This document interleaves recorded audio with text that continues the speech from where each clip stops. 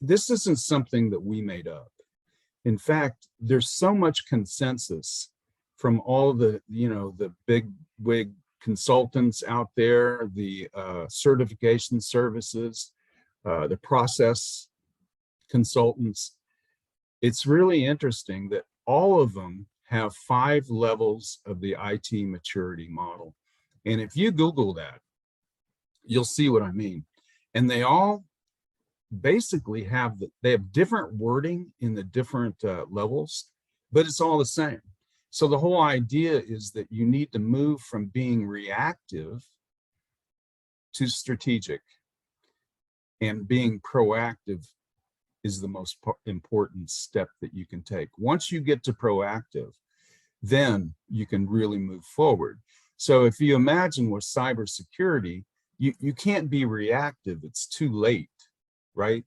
You have to at least be proactive, and it'd be great if you are actually strategic, protected. You have, a moat. You have the castle walls. You have the castle. You have the keep and the tower. Then you can be pretty strategic. But if you're down here, without all those protections and reacting to cyber crimes, you'll never get it done. So, excuse me, and risk level. You have a very high risk level when you're reactive, and you have a very low risk when you finally get to be strategic. And I'm not making this up. Like I said, that's exactly what you'll see if you Google this term. And it's true for small companies, and it's true for big companies. So how does this relate to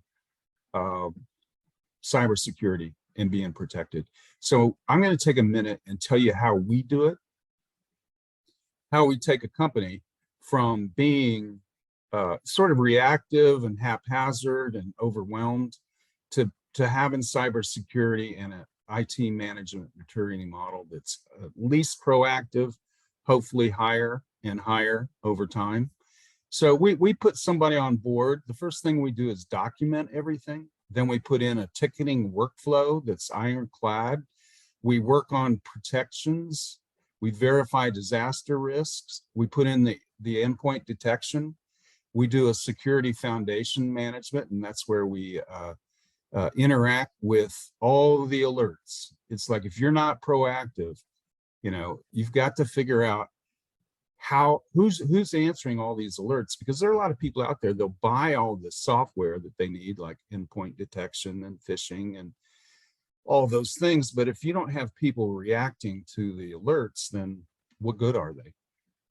So, and then you should do a security awareness campaign where you try to trick people into phishing emails and things like that. Vulnerability security assessment. Once you get all of these things in place, then you can really take a look at where you're vulnerable.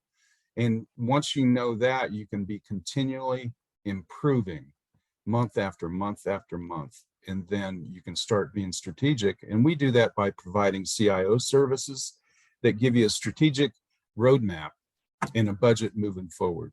So as I said, on the IT maturity model, once you get here, you need strategy, you need roadmaps, you need budgeting on a long-term basis, right? Life cycle control of all of your assets.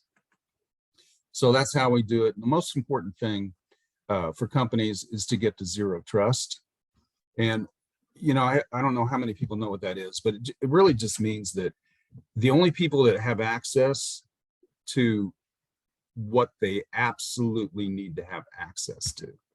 So you'd be surprised. We have a new blog on our site about somebody who had access, former employee who stole, thousands of dollars. It's very common. We come in and there are employees that still have credentials.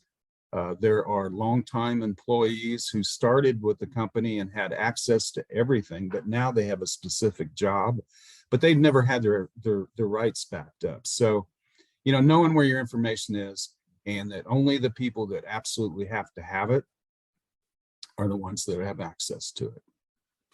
All right, so that's the IT management maturity model. What do you think, Peter? Did I get that, or do we? You think we have some questions? No, I think this does a pretty good job of high level, what that looks like. And to your point about the zero trust, it's basically trust no one. Assume that it's really adopting that super paranoid Yeah, go mentality back. that potentially anyone has the capability of getting access to data and using it not for good purposes. So that that's as simple as it gets. Trust no one and take action to take action as if you expect anyone at any time to kind of get in and use your data or your customers' data for nefarious purposes. Yeah, the and that blog post is interesting because this is more common than you think, where people share credentials. Mhm. Like everybody knows everybody else's passwords, or 3 or 4 people on a particular system use the same password.